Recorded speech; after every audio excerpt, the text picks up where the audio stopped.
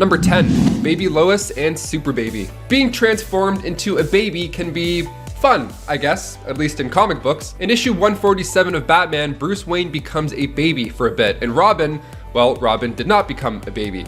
That was the fun part. We have a baby and a not baby.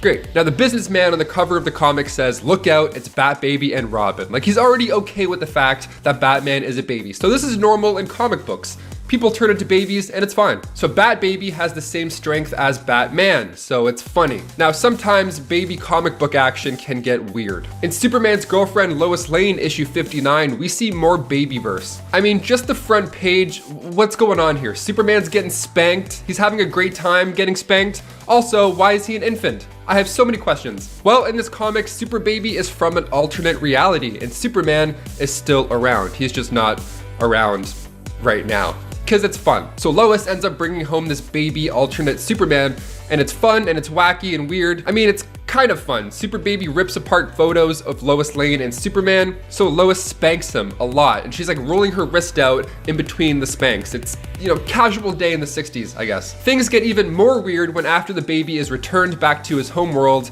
he marries both Lois and Lana. What a weird day for the crew, all around. Number 9, Harley Quinn and Harley Quinn. Do you think if you met another version of yourself, you'd get along with them? Better question, do you think if you met another version of yourself, would you fall in love with them? Probably. If I saw these curls over there, I'd be like, oh, who is this? Getting seasick just looking at those curls, ayo. I feel like I'd get along with myself for like 3 hours and then get really annoyed. While this wasn't the case for Harley Quinn, however, when she met herself, she actually fell in love. We see it all go down in 2016's Harley's Little Black Book. From Amanda Conner and Jimmy Palmiotti, we get to see 6 issues where Harley teams up with other big hitters. Like one issue, she teams up with Superman, and another with Lobo, which looks cool. It's like straight from the 90s. It's great. Harley has to take on Superman, Muhammad Ali style, a lot of fun stuff in here. Things get unique when Harley meets herself in one of these fun alternate universes. And the two of them hit it off. This whole issue was trippy, but it left me wondering if I could ever fall in love with myself in real life. Would you guys get along with a version of yourselves, another version of yourselves? Let us know in the comments. I'm genuinely curious here. And before we continue on with this list, if you want to go ahead and give us a thumbs up while you're at it, that would be super awesome. Thank you so much for your support, especially while we're working from home still for a little bit longer. We're back in the studio soon. But in the meantime, thank you so much for your constant support. Let's get right back to this list. Number 8, Wonder Woman and Superman. Sometimes key intimate moments are hard to conceal when you have the powers that these people have. Specifically the Justice League. I mean, Wonder Woman and Superman, they're different. They're a bit stronger than our average folk. So after The Dark Knight Returns, Frank Miller decided to dive into an intimate moment with the two of them. Now, of course, they're superheroes, so this caused massive tidal waves, volcanoes are going off, people have to evacuate islands. It's a nightmare for everybody that's not Wonder Woman and Superman. They're like, great, looks like a good time. We have to leave our island now, so have fun. That's really good. This also isn't the first time Superman and Wonder Woman have been together either. See, DC Comics actually tried it back in Action Comics issue 600, but clearly it didn't work too well. Number 7, Superman and Big Barda. Ah yes, the classic storyline, the Suicide Snare. Now this issue was released with Action Comics number 593 back in 1987, so just 7 issues prior to what we just saw. So now we have Superman on the cover, but this time he's hooking up with Mr. Miracle's girl, Big Barda and Supes. How? Why? What? I have so many questions. What's going on here? Also, why is Mr. Miracle just watching?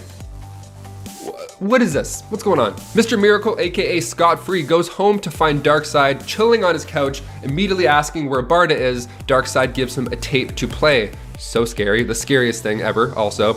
And he clicks play, and the tape is not America's Funniest Home Videos. No, the tape is Big Barda and Sleaze. Now, it's a little romantic, to say the least, the way that they're dancing and partaking with each other. It's, you know, I can't say it, but you know what's going on. They don't show it, but it's heavily implied some stuff. Now the idea was that mind control Barda and Superman would bring in all the views, like a Jake Paul fight. If they bring in all the views, they get all this money to watch these two, and then that money goes towards them building a big army. I mean, sure, that's one way to make a buck. Maybe do an OnlyFans with Superman. Okay, sure. But I mean, if you can mind control Superman, maybe a magic show. I don't know, just an idea off the top of my head. I don't know, get creative, throw a mustache on him and a cool hat. They're not gonna know it's Superman. They're gonna think that this guy's just levitating. That or mind control Barda. It's like, weird. Number 6, Supergirl and Comet. There's no doubt that love is a major driving force with all of these superpowered beings, but some of the relationships here are just a bit too far-fetched and odd. It's kind of hard to follow when you can't get your mind off the fact that, I don't know, like the time Supergirl fell in love with Comet, her pet horse. Let's talk about that one. Now, it's a sapient horse with magical powers who at one point was actually a centaur in ancient Greece. So he wasn't always a horse, which makes it better. It makes it better, I think. I don't know, maybe. He was once a handsome warrior man, kind of. Now, of course, super animals aren't new to DC Comics. We also have Krypto the super dog, who came from Superman's past, Streaky the super cat, Beepo the super monkey. We have all the super pets, all the super animals. It's great. So Comet was this pet from the future. So he became Supergirl's pet, and then he became a human in Action Comics issue 301. This is big news. So what ended up happening now was a comet that was passing Earth, like an actual comet, now we get it, turned him into a human man named Bronco Bill, a rodeo star. Then Supergirl and Bronco Bill fell in love and dated for some time until he turned back into an animal.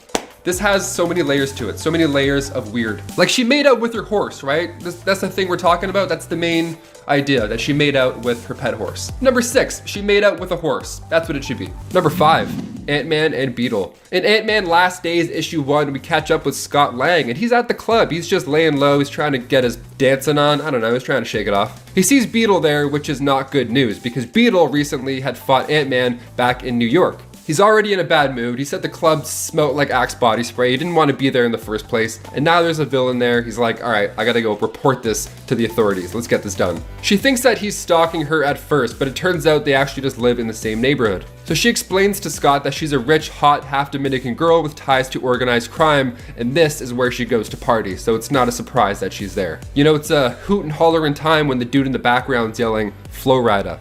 That's how you know you're in a sick place.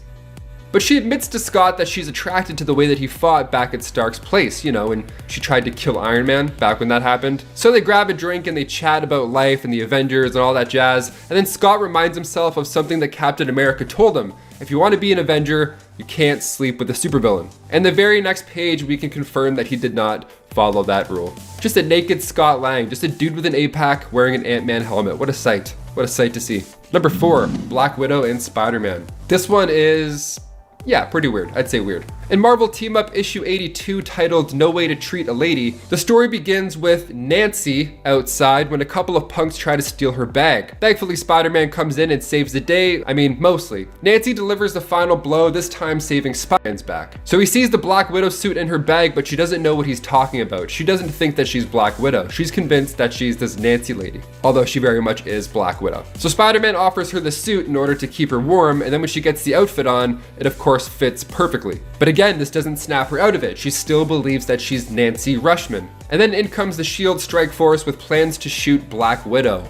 Not good. So Spider-Man gets grazed by a bullet during all this madness. And just then there's a moment where Nancy's body acts by itself almost, like a reflex. She lunges towards the strike force member and takes them down with ease. Confused how she did so still. So they end up sticking together for a bit, and then in issue 84, Nancy decides that they're close enough and she goes in for the kiss. She likes him, but in Spider-Man's words, it was the wrong feelings in the wrong place at the wrong time, and I couldn't agree more. So in issue 85, her memory finally comes back to her, and after saving the day, Black Widow confesses to Peter that Nancy and him had something special, but she is in fact not Nancy. Close, Pete. Pretty close. Number 3, Winter Soldier and Black Widow. Around the time of the Cold War in the Soviet Union, Natalia trained Bucky Barnes in the Red Room alongside other students. She and Bucky hit it off. I mean, they had a lot in common. The whole Russian brainwashing, assassin skills, Natalia working for the KGB, the whole super soldier thing, they had a lot in common. It was dark stuff, but still stuff they had in common nonetheless. They were great for each other during this time. They made each other feel like they were more than just assassins.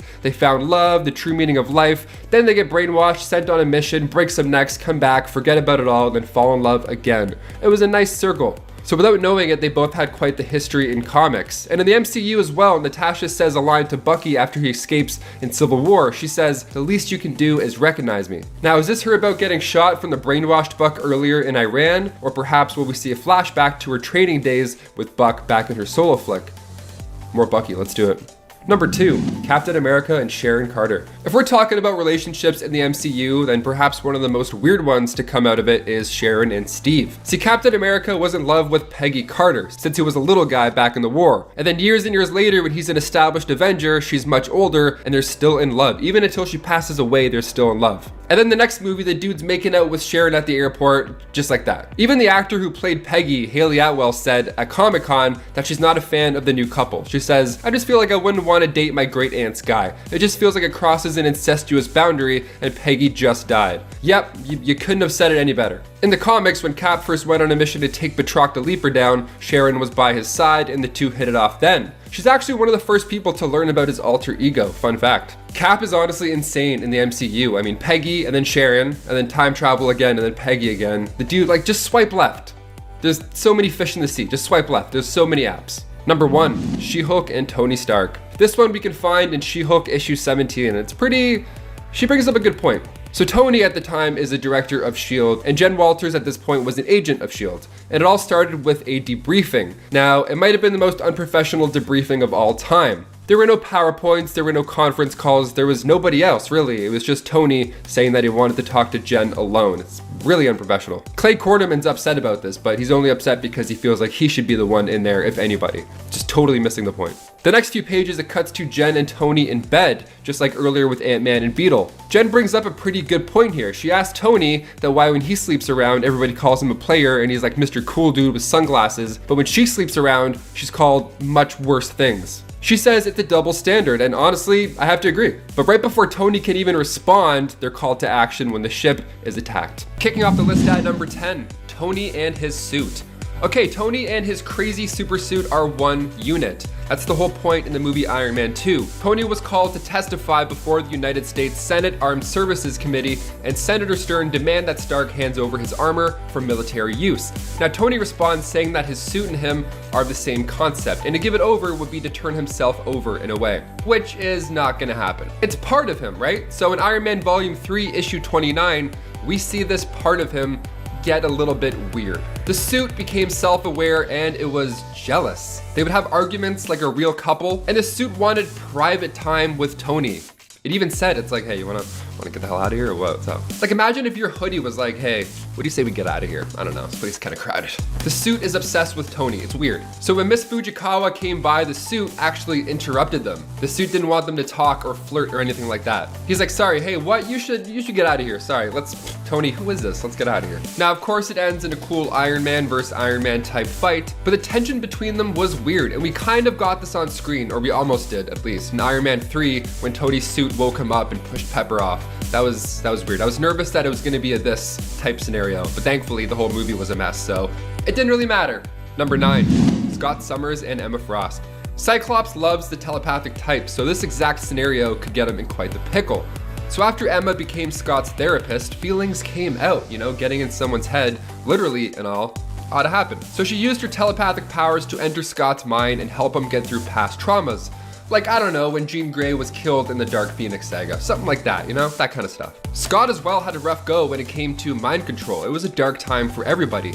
So when Emma entered Scott's mind to heal him, they ended up getting a little bit too close and then hooked up in their minds.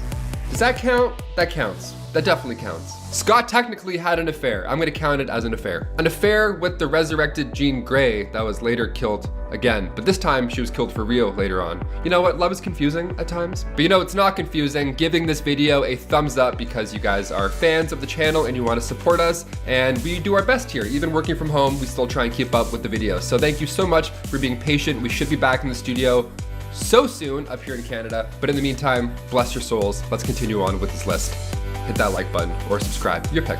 Let's continue. Number 8, Magneto and the Wasp. So in the original Secret Wars issue 3, one of the craziest parts is when Magneto and the Wasp had a one-night stand. We find this out and it's wild. The world's in ruins. She says Magneto's a great kisser. What's going on? So the whole thing is weird though. It's also really inappropriate. Let's talk about that. First of all, Janet doesn't really seem too into this idea, despite it being the only time to chase their desires. And then here's where things get even more messed up. Magneto was apparently drugged this whole time, so it was just a mess. It was revealed later from Jim Shooter, who wrote the series, He said Magneto was accidentally drugged, so he was extra lovey-dovey with Janet that night. Sure, we'll call it lovey-dovey. That's one word to say pushy and inappropriate. I mean, the entire thing's awkward and weird, but it feels like a good time to move on now, doesn't it? It sure does. Number 7, Nurse Annie and Havok. So when a superhero gets injured, they gotta go to hospitals, just like the rest of us, okay? Sometimes bones break, your brains get rattled around, you forget stuff. It happens. They're only humans, kind of. I mean, sure, they can fire lasers out of their face, but they need some TLC. And in Uncanny X-Men issue 411, Havok gets some of that TLC from Nurse Annie. Things come to a turn when she finds out the secret identity of her patient. So while Scott comes to get his brother, the two of them are left to themselves. She starts listing off all these things that she wants from Alex, and she starts crying. Like, they're close, no doubt about it, but the feelings aren't going both ways at this point. And then when Scott arrives, she backs off, even offering to continue to take care of him, but Scott reminds her that before the mind stuff, he was very much in love with somebody else. And then even still, Annie's like, well, he'll need a nurse. No, she's committed, and it kind of worked, low-key. The next issue is all about Annie moving to the Xavier Institute. Also, she straight up despises the mutants, although she's there to see one, and her son is half one. Huh? She doesn't even want to help. She just wants to be close to Havok this whole time. I mean, to be fair, she doesn't really get a chance to help because everyone's lashing out, but that's superhero stuff. People get pissed. And her ex-boyfriend was also the worst because her son is a half mutant. So she's like, oh, that guy sucks. But also, I'm a racist towards mutants. So finally, things get insane when Havok comes back from this coma and he leaves Polaris for Annie. He was engaged to Polaris and he's like, you know what? No, this nurse clearly is into me. She has the hots for me. Also, this nurse was kind of into Iceman as well during this whole thing. He left Polaris at the altar for this nurse who was kind of seeing Iceman. What a mess. Number 6, Professor X and Moira MacTaggert. Okay, so as we saw in the X-Men movies, they're pretty lovey-dovey and they've got a cute little nerdy relationship going on. James McAvoy, Rose Byrne, great actors. I would watch them on screen, do anything, they're so fun. It was super enjoyable to watch them, but now in the movies, he makes her forget a bunch of stuff for good reason, right? It even adds to the dynamic in a fun way because he bumps into her and he's like, hey, nice to see you again. Meet you, what? But in the comics, they were really close. And in X-Men 117, they even got engaged. Yeah, a little bit further than we saw on screen. So Moira ended up leaving Xavier, and then 10 issues later, she's now talking to Joe MacTaggert, and it's revealed that she has a son with him. So somehow it's a bit more wild of a relationship in the comics than on screen. Somehow it's a bit more weird of a relationship in the comics than on screen, and he was making her forget stuff. So somehow, even though he's like, hey, forget everything, somehow that's less weird than what's going on in the comics. Number 5, Iron Man and Gamora. If you put 2008 Tony Stark in a room with Gamora, like pre-Pepper Potts, I guarantee you that guy would at least turn on the charm. The idea doesn't come out of nowhere though. I mean, Tony and Gamora, believe it or not, have hooked up before. So the panel starts with Gamora being all coy and cool. She says the line, well, you're gonna have to do much better out here. And Tony responds in his classic Tony Stark manner, I can do better. And then it immediately cuts to Tony laying next to her in bed. They look like they just had the time of their lives. Tony's all tucked in the blanket. He looks shell-shocked. Gamora's pretty chill about it. She's like, hey, I'm gonna go back to the bar. See ya. And then Tony's like, cool, true. And then after she leaves, Tony lets out the slightest, ow. Yeah, you don't say. It's probably gonna be a painful one. Number 4, Spider-Man and Black Cat. Peter Parker and Felicia Hardy, one of the more interesting relationships in Peter's life. Well, rather, Spider-Man's life. And there's a difference here between the two. You'll see. So she entered comics back in 1979 with Amazing Spider-Man issue 194. Now, when she met Spider-Man, they were, of course, both in costume. She fell for him, his charm, his quips. She could tell that he was a kind soul, and she trusted him. It was turning into quite the romance between the two, and eventually Peter felt like the time was right and revealed his true self. He unmasked himself. And she had a tough time accepting the fact that he was just an average kid under the mask. Should have left the mask on, Pete. Rough. I mean, looks really don't matter, but when you're a superhero, it's probably different.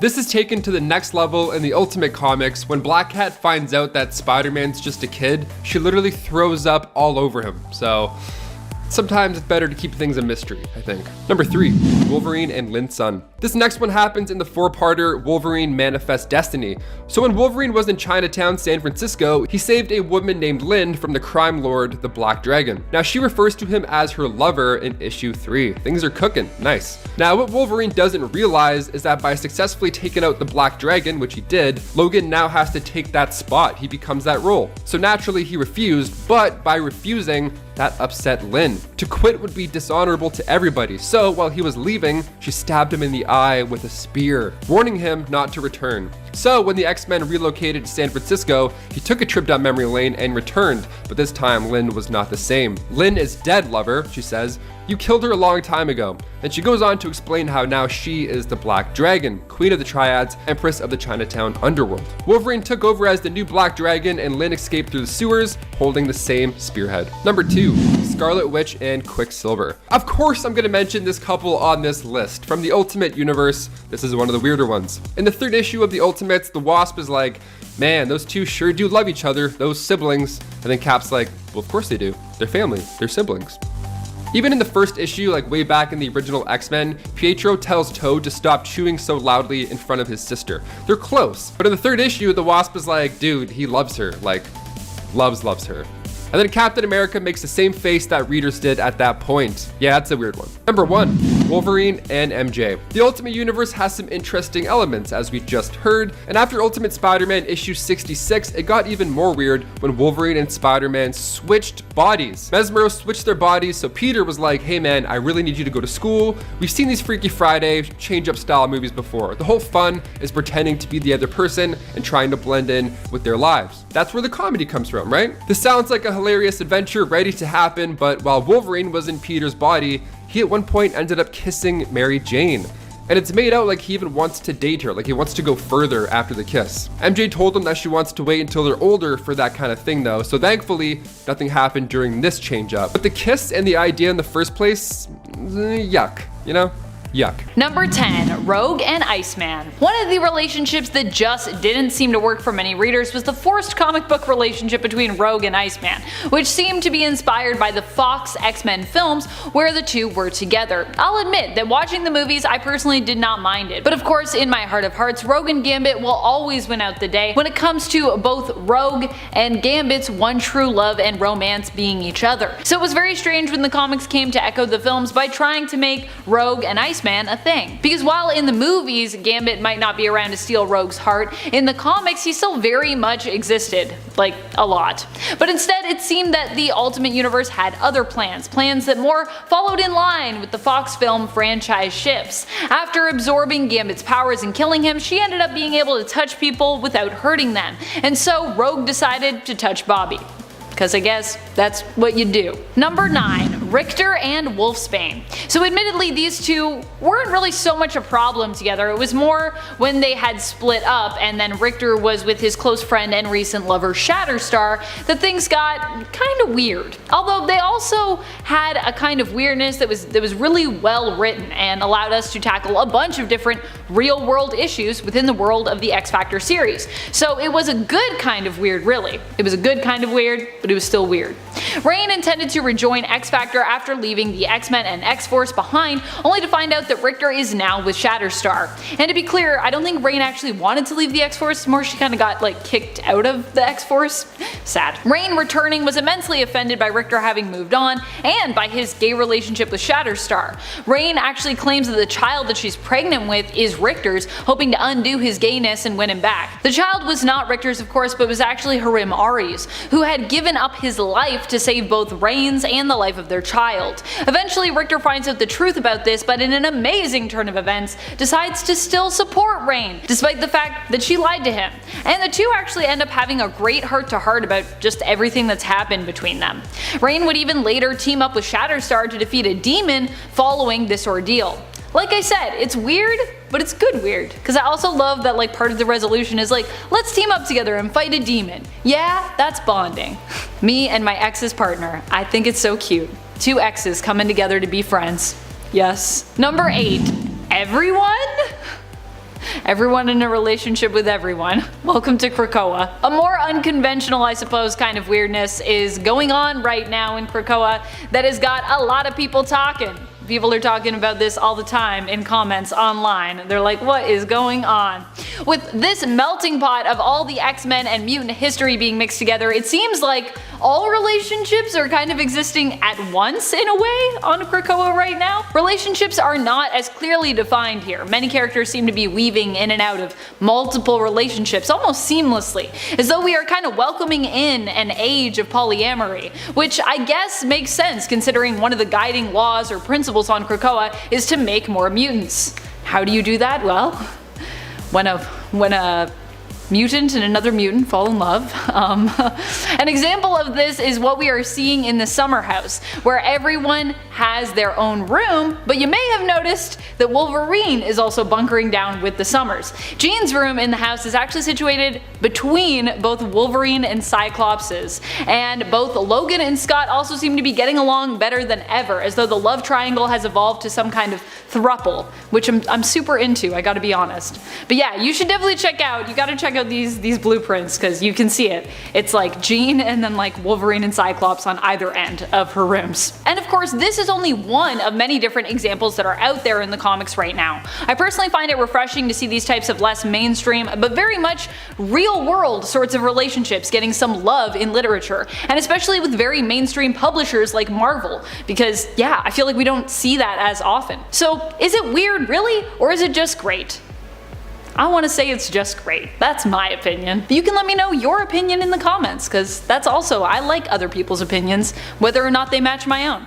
Let's all share opinions and be friends. You know what I mean? Number 7. Pyro and Jean Grey. In issue 9 of Marauders, this ship happens between St. John Allardyce's Pyro and Jean Grey's Marvel Girl. Of course, no need to panic about how or why this happened, as in actuality, it's not real. I'm not sure if it was Pyro himself who came up with the idea of Jean and him being shipped in this telepathic illusion, or if it was Emma, but I feel like since Emma Frost's the one creating it for Yellow Jacket with the help of the Stepford Cuckoos, it's likely that she is the one who decided to ship the two together. I also see her being like, who do I want to ship Pyro with? Jean, because I hate Jean. No, I don't know, they love each other now. They hate each other. I don't know what's going on. And friends, before we move on to this next spot, if you are loving this list as much as I am loving bringing it to you, please be sure to reciprocate the love by giving this video a thumbs up. And I'm sending love back out to you right now, so thank you for doing that. Number 6. Cypher and Bei. Technically both of these two are mutants, but their relationship developed kind of suddenly, which is what makes it so weird and also so great. Once again though, this is another kind of charming and endearing weird relationship. Really, I just love weird things, I think, so I think many of them are charming and endearing to me. Most of them are. These two met during the Otherworld tournament in the Ten of Swords event, and their challenge where they faced off against each other was to get married? If you like me love weird stuff, by the way, and if you haven't checked out Ten of Swords yet, you need to do that. It is so amazingly weird. You gotta read it, it's so good. Both Cypher and Bei did end up following through with this challenge, both gaining points for their team. And since then, this arranged marriage between the Krakoan mutant and a Rocco mutant has stuck. Hey, if it works, it works. Number 5. Rogue and Sentry. This one is only half of an ex-couple, but it's so bizarre I had to bring it up, so you're welcome. Back when Sentry was retconned into existence, it was also heavily implied that he was Rogue's first. And all because he was the only one who could touch her. I have so many questions. And I also feel like we need to stop putting Rogue in relationships with people simply because they can touch her. Physical intimacy does not a relationship make. I know that it's probably been hard for Rogue not being able to touch those that she loves, but that shouldn't mean that she falls in love with someone just because she can touch them and they can touch her, right? Which is definitely what is implied happened here when the subject is brought up during Sentry's funeral and she runs off in tears. Poor Rogue. For so many reasons, poor Rogue. Number 4. Husk and Angel. Husk and Angel are a couple that I have a lot of feelings about. The weirdest part of this relationship that most people point to is the age difference and the difference in experience between the two. Warren is a full-on adult and one of the original X-Men members. In other words, he's older. Whereas Husk is a teenager. I think she was like just 19 or 18, so technically an adult but still pretty young. Still a teenager, so like an adult but a teenager. Young adult. There's also the fact that Husk was this weird rebound for Angel where he claimed he was going to love her forever, but it didn't really last past Chuck Austin's run, and it's never really come up since, I don't think. He had just gotten out of a lengthy relationship with Betsy Braddock, who was going by Psylocke at the time. It was just an awkward relationship, and if you don't believe me, take a look at the time Husk and Angel made up after an argument by getting intimate in the sky above Paige's mom and the X-Men. Yikes. That was a thing that happened. Number 3, Stacy X and Angel. And if you thought Paige and Warren were weird, I have one that's even a little bit weirder perhaps. Stacy X is a mutant who can affect the way you feel, making you nauseous, dizzy, or even really good, using pheromones. She worked for a time at a brothel using her mutant powers. That brothel got attacked by an anti-mutant group and burnt to the ground, so Stacy X reluctantly at first decided to join up with the X-Men, who would help to confront the group that targeted her workplace. She ended up developing a pretty epic crush on Angel, to the point that although she knew he was already taken, she sent him a video of her jumping rope naked. This never really led to a full-on relationship, but it's so wild I had to include it. Also, apparently this is a thing that people do. People on Twitter told me this is a thing that people do. I'm not sure if I fully believe it, but apparently it happens. Also, I love Stacy X, but she is so weird. Like, who sends someone a video of them jumping rope naked? This is a real thing? This is a real thing? What's happening with the world? What are we doing with our lives? Stacy X must have some amazing inner confidence and self-esteem, and anyone that's done that to send those videos.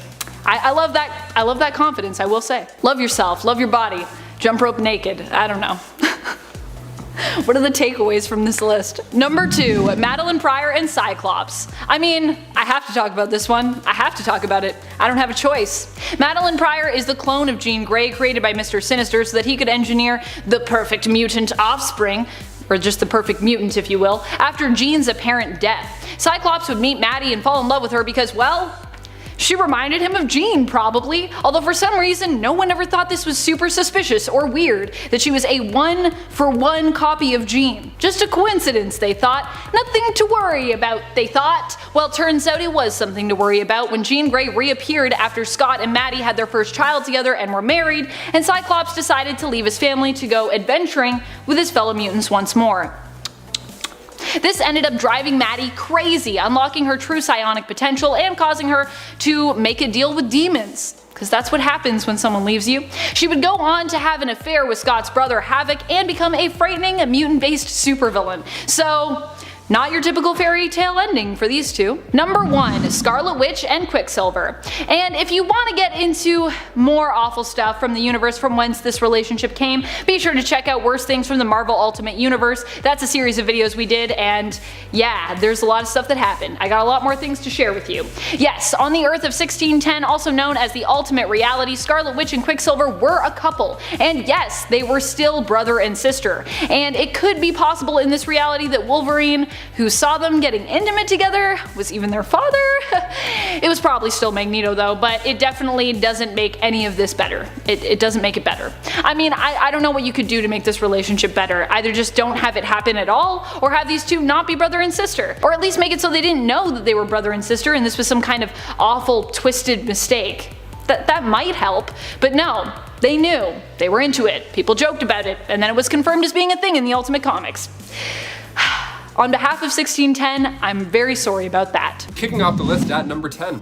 Beast Boy and Raven. Okay, they say opposites attract, so when you put together an immature shape-shifting prankster with a half-demon sorceress, things are bound to get a little weird at some point. Fans weren't really sure why the two had it out for each other, being so different and all. See, everybody didn't really expect them to last. Even during their time together, readers found it just not that thrilling. The chemistry was just, dare I say, bland, or not as big as some other relationships. Like in the early 2000s cartoon, she's annoyed by Beast Boy. She doesn't like how he's immature and how he does pranks and how he doesn't use his indoor voice ever, and she found his comedy to be annoying. And then in season 4 of Teen Titans Go, episode 12, it shows Beast Boy writing a song to tell Raven how he feels about her. And then in episode 13, Beast Boy tours with the song, but it annoys Raven. So he's playing his heart out, and she's like, I don't know, not really. And before we continue on with this list, guys, if you haven't already, please go ahead down below and give us a thumbs up because it really does help the channel out a lot and it makes us feel good in our tummies. So please go ahead and do that if you haven't already. Thank you so much, and back to the list. Number 9. Jinx and Kid Flash. The Teen Titans show from the early 2000s, we saw Cyborg and Jinx flirting a lot while they were fighting.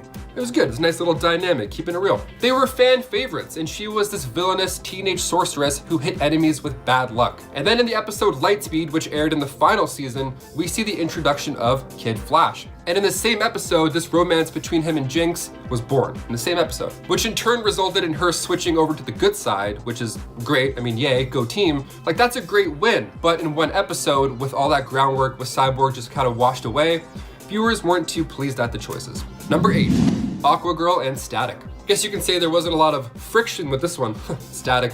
Okay, yeah, you're right. Guys, love is all about timing. Maybe you bump into somebody at a coffee shop, maybe you hit it off then, and then Bob's your uncle. Or maybe you meet somebody when you're captured by the Terror Titans and you're forced to fight as gladiators in the Dark Side Club. Whatever your origin story is, I hope the love works out. Well, that's just the case for Static and Aquagirl. See, when she got back to Titan's Tower, she decided to rejoin as a member with no other options really at that point. And she was getting along with these heroes as well, specifically Blue Beetle and Static. Like, she flirted a bit with Blue Beetle, but with Static, he was also a victim from the Dark Side Club, and they had a lot more in common because they're both kind of going through that together. You go through shit together, you get close. That's how it goes. He was also a victim from the Dark Side Club, and she convinced him to stay with the Teen Titans afterwards. So they had some history there, be it good or bad. So she convinced him to stay with the Teen Titans, although he had a family that was worried sick about him, and they were missing for like months, right? And the issue that fans recognized with this whole fling is that Aquagirl was a flirt with the entire team, and it just didn't make sense for them both to share any affection with each other at this point. Number 7, Raven and Kid Flash. Raven needed help from the Teen Titans, but when she went looking for it, the team was not together at the time. So she enlisted the help of Kid Flash, whom she had a relationship with, and they were both able to convince the Teen Titans to get back together. Sounds like the perfect couple. Sounds like they're working it out awesome. I mean, being able to put together a team of supers, like, that's hashtag couple goals right there. Only the thing was, they weren't really in love. Yeah. See, later it was revealed that Kid Flash's feelings were all part of the spell that Raven used on him. She manipulated his feelings, so of course, after that point, it's safe to say the trust between the two was a little bit jaded, a little bit weak. Number 6, Nightwing and Mirage. Miriam Delegado, aka Mirage, comes from the future. And in that future, she's together with Nightwing, who ends up not actually being Nightwing. So Mirage, Redwing, and others joined their forces and became the Team Titans. And the only way to defeat Lord Chaos was to travel back in time and take out his mother. The classic time heist go-to scenario. So they went back 10 years, but they ended up in a different timeline. Also, that's how time works. Never works. Classic time thing. Hey, you wanted this? Nope, now you're in the 50s. So they still went ahead with their plan anyways, and then Mirage thought it would be a smart idea to impersonate Starfire and try and get with the leader of the new Titans, Nightwing.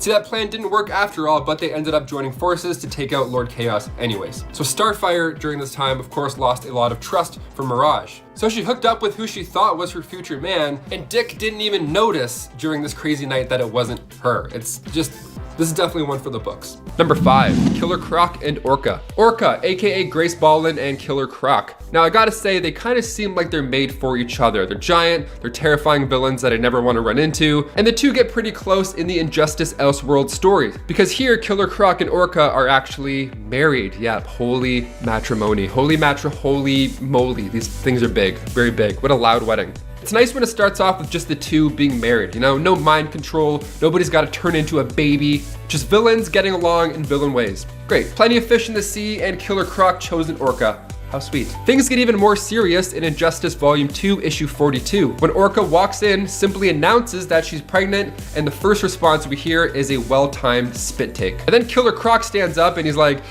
well, I should probably go. And then everyone else is like, okay, Killer Croc, sounds good. What? Number 4, Arisia Rab and Hal Jordan. Pink Elephants is the title of issue 212 of Green Lantern Corps. We have Hal Jordan, and he's being eyed down by Arisia Rab. Now, the weird thing is, Arisia is only 13 years old. That's not okay. Now, the way they dodged this in the storyline was by having Arisia use her power ring to make herself older. But does that make it okay? No. It doesn't. Like, did readers see this and go, whoa, hold on, what are you talking? Oh, it's fine. That's fine now. No way. Arisia is like, hey, I loved you because you were the most handsome man I'd ever seen, and because you treated me like a real Green Lantern, even though I was young. Even Guy Gardner is watching like, I'm gonna throw up. I'm gonna throw up seeing this. This is gross. No, this is very gross. Even Hal Jordan's grossed out. He's like, okay, please don't, stop. We don't have to talk about. Don't remind me. And sorry for reminding you. Number 3, Superman and Maxima. Making her first appearance in Action Comics issue 647, Maxima is the oldest child of the royal family of Almerac. Now, she came to Earth in search for a suitable mate, of course choosing Superman, who, can do everything in the world. So she's like, yeah, super babies, let's do it. But like we saw with Wonder Woman, just because they were compatible doesn't mean it's gonna necessarily work. Superman rejected her offer, so she went and teamed up with Brainiac for a bit before ultimately turning against him and joining the Reformed Justice League. Now down the road, she again offered herself to Superman because, she's a better person this time around. She went from being a villain, now she's on the good side. She's like, hey, I've changed. Wanna have 6 kids? But again, Superman said no. Besides, he was married to Lois Lane at this point, so it's just not in the cards. It's just not happening. Sorry, Maxima. But in Adventures of Superman Annual 3, we see her dream finally come true. Tragically. Because after an untimely passing, Lois Lane wasn't necessarily in the picture anymore. Ooh, sorry. So Clark actually felt responsible for not being able to save her life. So he left Earth. He couldn't bear Earth anymore. Felt like he genuinely had no reason to stay on this planet. That's love. Heavy, but love. And while Superman was being attacked in space, Maxima came to the rescue. And Superman, well, he decided to stick around. Not having anywhere else to go, he figured, why not? So this escalated in the comics to a point where it's implied that the two eventually did have kids. So don't give up on love, guys, because they might leave their home planet and you might meet them. Number 2, Robin and Wonder Girl. This next one is absolutely insane, okay? So after the death of Superboy in Infinite Crisis, Robin's plan was to try and replace him with a clone using Superboy's corpse. Now, of course, that was way easier said than done, and this failed over and over and over again. So Wonder Girl walks in and sees Robin clearly frustrated at all these failures, and he starts to destroy all of these attempts of a clone. Guts everywhere, it's so gross, probably smells horrible. So they both ended up bonding over how upset they were at the loss of Superboy, and then with all the remains of the clones just laying all over the ground, they started to make out. So while they were still crying, they were kissing, they were bonding, there's guts everywhere. I mean, sure, that's normal to a degree, but like clean up the guts maybe, or go into another room where there's no guts of the person you're crying over, Just an idea. Number 1, Beast Boy, Terra, and Deathstroke. Hey, 3 in 1, how lovely. So we met Terra when she was running away from a giant scorpion, and naturally the Titans came to the rescue to help. But help is not something she really needed per se. She was actually leading the scorpion into a trap the whole time, where she would then use her powers to finish it off with a stone bridge collapsing. Now when she introduces herself to the team, Beast Boy gets all shy, turns himself into a turtle, which is great, it's hilarious. She loves it, I love it, we all love it. Now Terra and Beast Boy are close enough that Beast Boy convinces Terra to stay with the team and train. But during that conversation by the water, Terra accidentally moves a rock that Beast Boy is sitting on. So now it's implied that she can't really control her powers. This is a big deal. So the next day when she's being tested by the team, she kills it. She actually does really well. Then later on, Terra and Slade Wilson cross paths, and Slade explains how the team is just gonna get rid of her once they realize she can't control her powers, and that he can surely help with that. Okay, easy dude. So she tells him to beat it, and eventually she becomes a full member of the Titans. Now during a rendezvous with Beast Boy, they both cross paths with Slade Wilson, and then he reveals how Terra had just been a spy the whole time. And to make matters even worse somehow, in the Judas Contract storyline in the comics, one of the main reasons behind the betrayal is that she and Deathstroke were actually in love the whole time. And she's 15. So weird. Kicking off the list at number 10, we have She-Hulk and Thor. With the Eternals trailer dropping recently, this first couple might not be too far off in the MCU. It might just happen. When the final host of the Dark Celestials attacked Earth, Jen Walters was near where Isan the Searcher made landfall, and it telepathically called out to Jen for help. Now the Celestial gave Jen more gamma radiation after that, so she was stronger than ever at this point. Now cut to issue 8, she's a full-on savage. She's literally in savage mode, not just how the kids say savage. It's literally, she's a savage Hulk at this point. And by issue 11, she was pretty involved with Thor. Now it wasn't a great start to the relationship though, because Jen was actually fully convinced that Thor only desired her because of her newfound Hulk strength, and it wasn't actually Jen Walters that he was attracted to. Although he says otherwise, but it's a little sketchy. Number 9, Ultimate Hulk and his 39 girlfriends. The Ultimates are a pretty awesome time. In part 1 of this list, I mentioned Quicksilver and Scarlet Witch from the Ultimates, which was a little yuck, to say the least.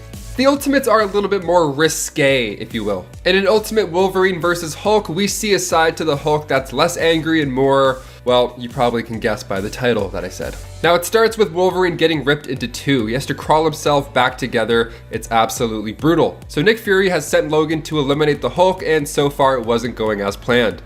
Clearly. After receiving a stool sample, Wolverine was able to track the Hulk down. Oh, and yes, he stitched himself back together. That happened first. Don't worry about that. So once Wolverine catches up to him in Tibet, he hears loud thumps. Now look, I know this technically isn't a couple, but it's too amazing to leave out, so of course I had to include this. Wolverine opens the door to this hidden temple, and behold, it's Hulk and his 39 girlfriends, maybe even more. I don't know, I kind of lost count, not gonna lie. It looks kind of cozy though. It's a nice atmosphere, it's good. And before we continue on with this list, if you want to give us a thumbs up on these videos, that would be great, because it really does help the studio out quite a bit, especially while we're still working from home. You all are the best. Thank you so much for your support. Let's get right back into this weird hookup list. Number 8, Wolverine and Amir. Wolverine has also been around the block too when it comes to hookups, okay? He's not getting out of this easy. Sometimes it's casual, like when Domino got involved with the Assassin's Guild and the Hand. She needed a way to get her mind off of these events, so friends with benefits with Wolverine sounded like the right thing to do, and it worked. They were both happy. It was great.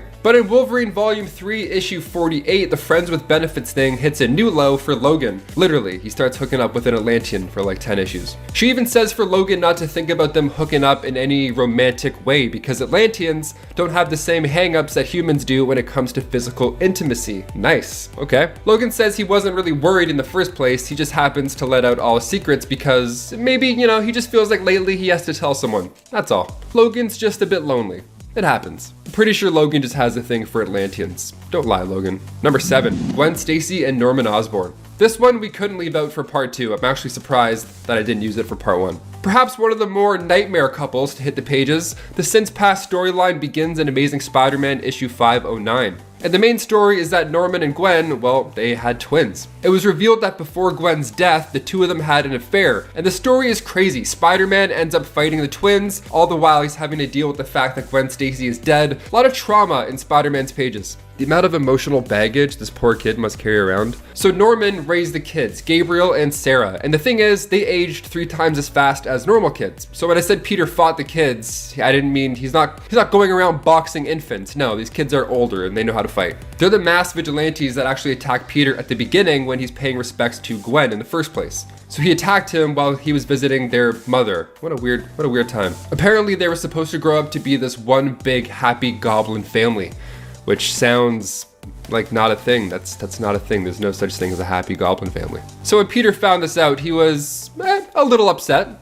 Number 6, Black Panther and Monica Lynn. This one's pretty nuts. Okay, it just takes a turn out of nowhere. Oh my gosh, readers were just in shock with this one. So Monica Lynn first appeared in comics back in Avengers issue 73. She grew up in Georgia but moved to New York when she then met Black Panther and he saved her from the Sons of the Serpent. And in usual comic book fashion, they fell for each other and it was working out. It was actually a pretty good thing. It was great, so much so that Monica actually lived in Wakanda at one point. She was in the family. But then in Black Panther, Panther's Prey issue 4, he just calls off their engagement. Oh yeah, they were engaged, by the way. And then Black Panther's like, nope, no more. Just kidding. I don't know. I wasn't feeling it. No explanation, nothing. And then what makes this more even heartbreaking is that later on in Black Panther Volume 4, Issue 16, Monica is seen again. This time she's performing. She's a great singer, and just like Adele, she is singing her heart out to a full crowd in Washington, D.C. She's killing it. She reflects through her lyrics on the heartbreak and the fact that Black Panther is now marrying Storm.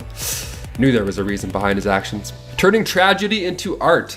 That's commitment right there, folks. Number 5, Dazzler and Longshot. Okay, buckle up, folks. This one's kind of tragic, actually, yeah. So Mojo World is an extra-dimensional and extra-temporal realm inhabited by the spineless ones, right? Now there's a ruler, of course, and his name is Mojo, and he produces movies, TV shows to keep their species, the spineless ones, entertained. Now Arise gave some of these civilians enhanced abilities, like Longshot, for example. He's now a superhero. Cool. So Longshot has quite the history, or future rather, or past? This is where it gets weird. Because Mephisto, that old devil, he sent back Shatterstar in time to the Mojoverse. And then he was discovered and experimented on by Ares, who created Longshot from Shatterstar's DNA. So later on, Longshot met Dazzler, Alison Blair, on a mission, spent some time on Earth with the X-Men, had a baby, and that baby was Shatterstar. couple's memories were wiped and the child was sent 100 years into the future to fix the timeline. Mojo's like the grandmaster here a little bit. He's like, oh, they know each other, how lovely. It's actually a nightmare. Let's move on before my brain turns off, because these time loops mess me up. Number 4, Angel and Psylocke. Speaking of X-Men, this one is also tragic. Nice. Weird, but tragic still. Elizabeth Braddock and Warren Worthington III both became Horsemen of Apocalypse in X-Men Apocalypse. It was a pretty big deal when they turned into Horsemen of Apocalypse, but in the comics, they were much closer after this time. In X-Men Volume 2, Issue 29, Return to Hellfire, so Archangel comes to the rescue a couple times, so naturally there's feelings in the air. But this couple has had some messed up moments. I mean, for one, Warren broke up with Betsy because he saw her flirting with Thunderbird. Fully broken up, no conversation. He's like, no, I saw that. We're now not in a relationship anymore. That's worth it.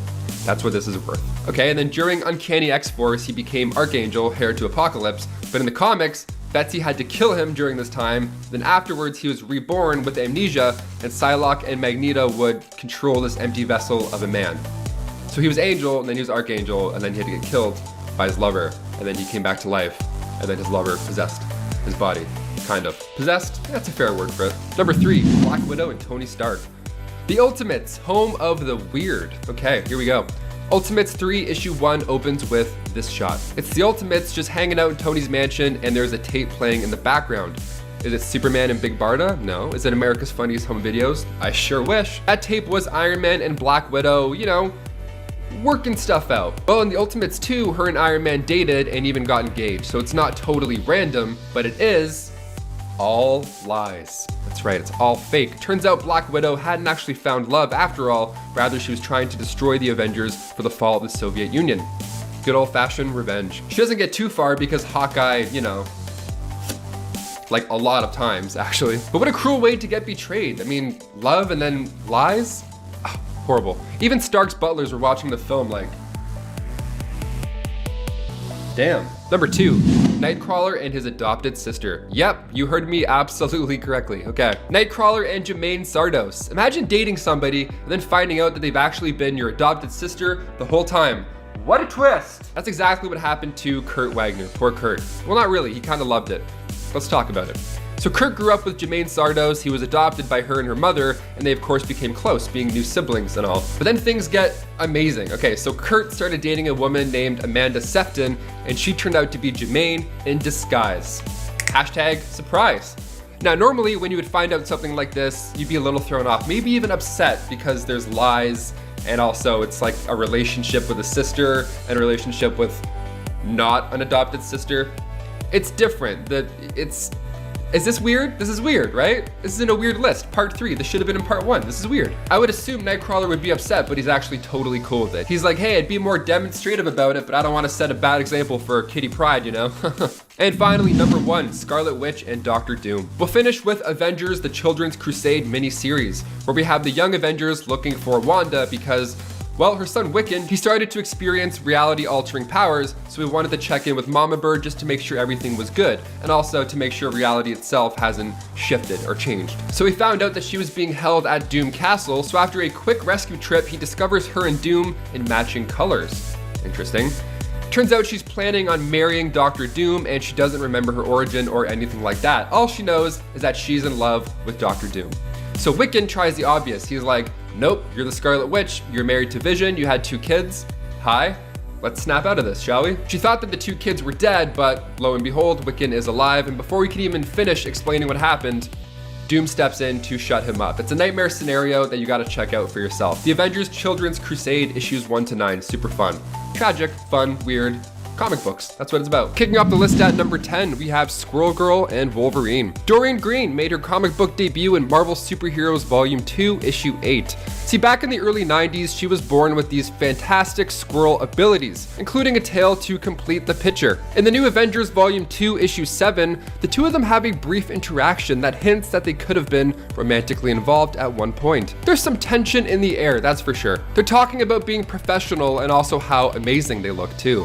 That's already enough evidence in my mind, but to make things even more interesting, later on in Wolverine Volume 4, Issue 8, Doreen is seen in Wolverine's mindscape with Emma Frost, Mystique, Spiral, and Jewel. This was the sexual fantasies room, so I mean, proof's in the pudding, guys. Number 9, Crystal and Quicksilver. In Fantastic Four issue 45, Johnny Storm met Crystal, sister of Medusa, and they hit it off naturally. Johnny thought she was straight out of a fairy tale, and once they showed each other their powers, well, love. Love comes next, of course. The Fantastic Four needed a replacement temporarily while Sue was recovering from having their first child, so this Inhuman, Crystal, was looking to fill that spot. So Johnny and Crystal dated after this, and Crystal was front cover by time Fantastic Four issue 81 rolled around. And then in Avengers 104, after a battle with a Sentinel, Quicksilver gets hurt. So Crystal brought him back to her homeworld to heal him, and while they were there, the two of them ended up kind of falling in love. Everything happens fast in Pietro's life. If I was Johnny, I'd have a few choice words for him, that's for sure. And before we continue on with this list of weird superhero couples, if you want to go ahead and give this video a thumbs up, that would be awesome. It really does help us a lot, especially while we're working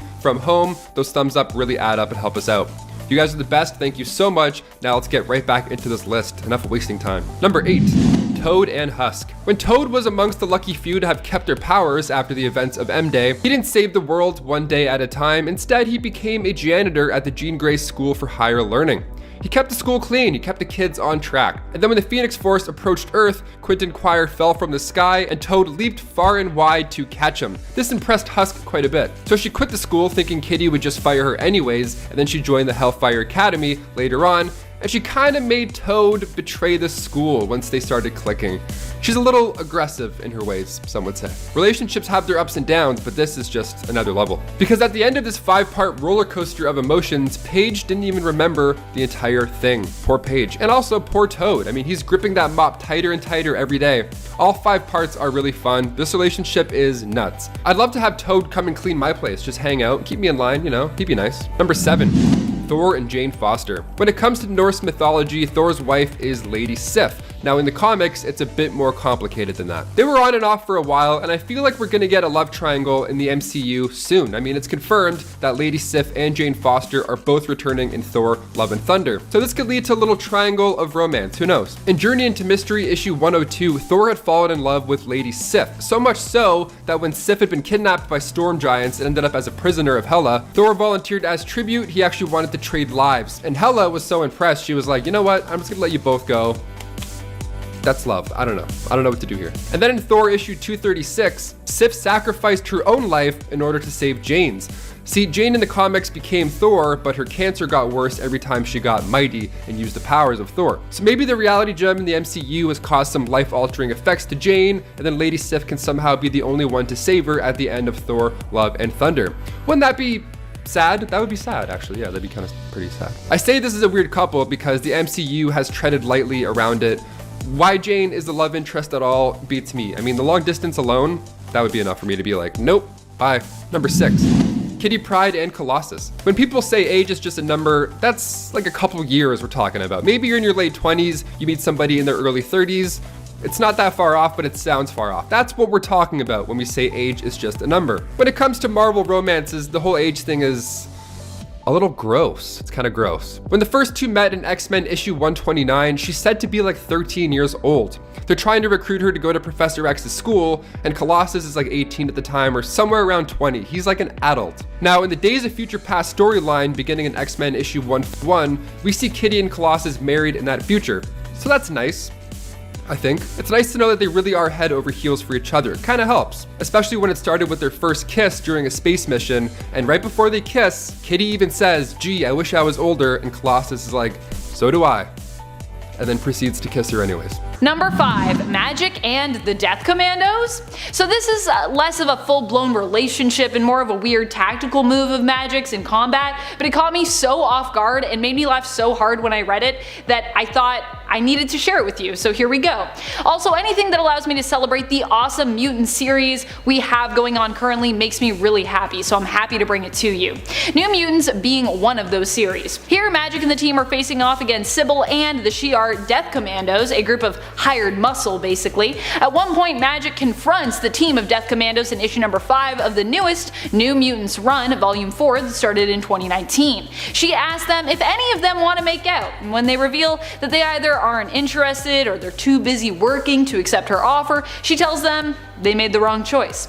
Apparently, if they had agreed, then magic would have been cool, defeating them with love, but in this case, they'll be dealing with magic and her soul sword instead. Yeah, they definitely made a bad choice.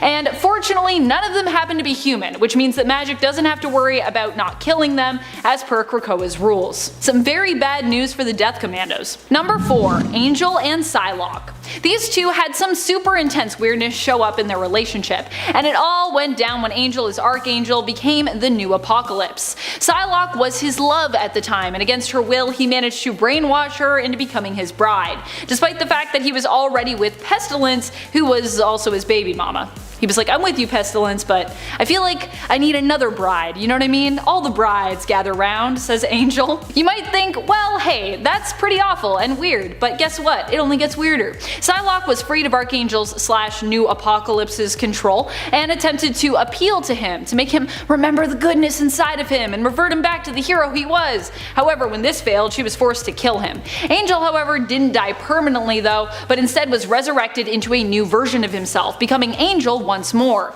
This new version of Angel was a complete refresh of the character, with all of Warren's past memories being lost to him, including the memories about him and Psylocke being in a relationship. His appearance was also back to his original look, except for some reason he still had his techno-organic wings. Because I guess techno-organic wings are way cooler than organic wings, but you know what's not cool? His and Psylocke's relationship, I suppose. Because they cut that part. Number 3. Mystique and Gambit. More of a moment in the comics than a full-blown couple, but still these two together were a weird time. Especially considering that Gambit is often seen as the true love of Rogue, and Mystique is, of course, Rogue's mother. Adoptive mother, but all the same. Already we got a super weird scene where a mutant student of Gambit's, known as Fox, approached him in the showers attempting to seduce him.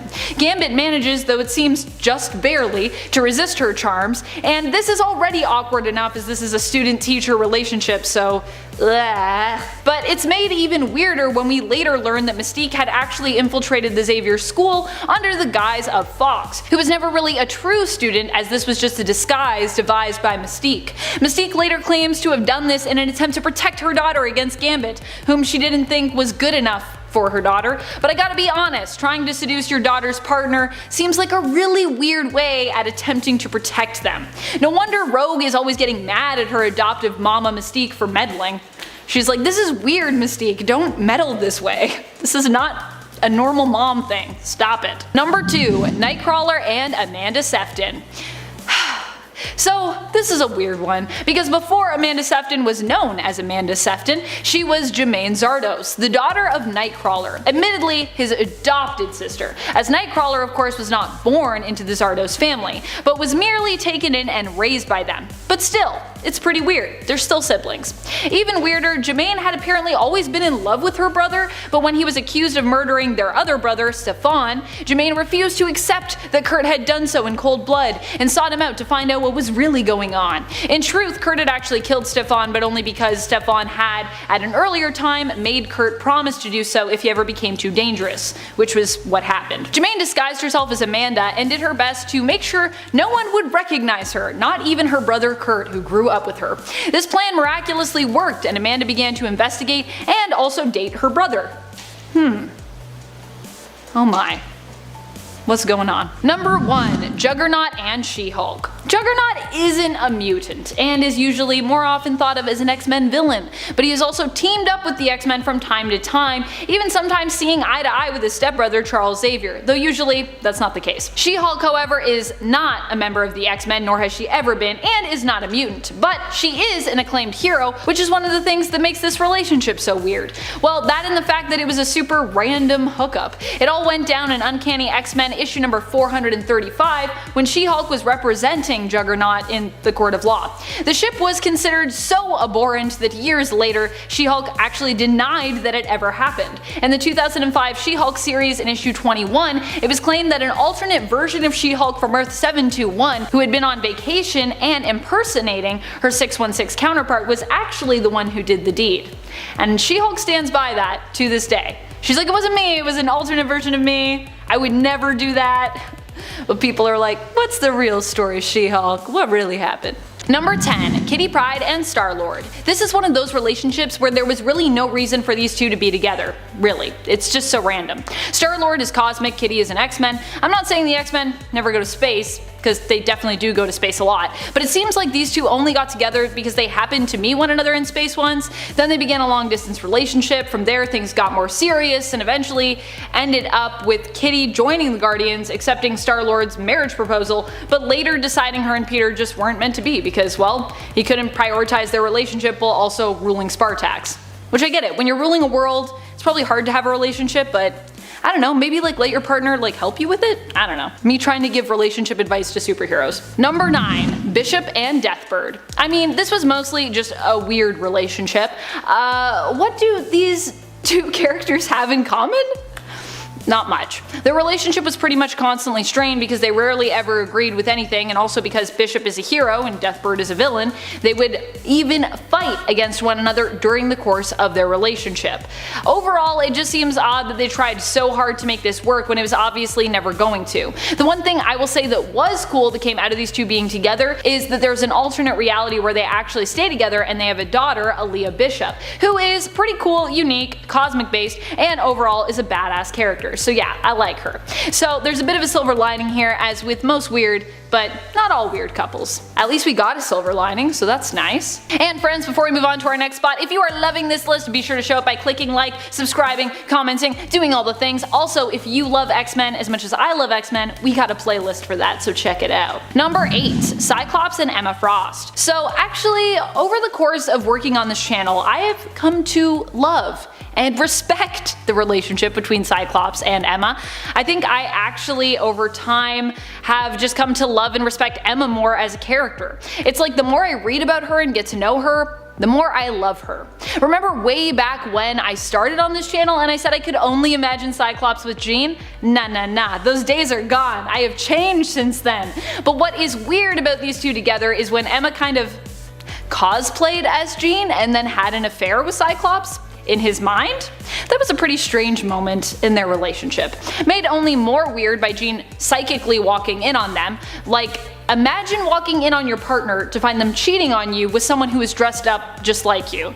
That would be an experience, right? Especially if you walked in on them in their mind. It's a lot. Although I'd also be like, why are you in my mind? This is an invasion of my mind privacy. Number 7, Bloke and his unnamed boyfriend. Well, there are lots of people that come to mind when we first talk about Marvel's first gay relationships and intimate moments in the comics.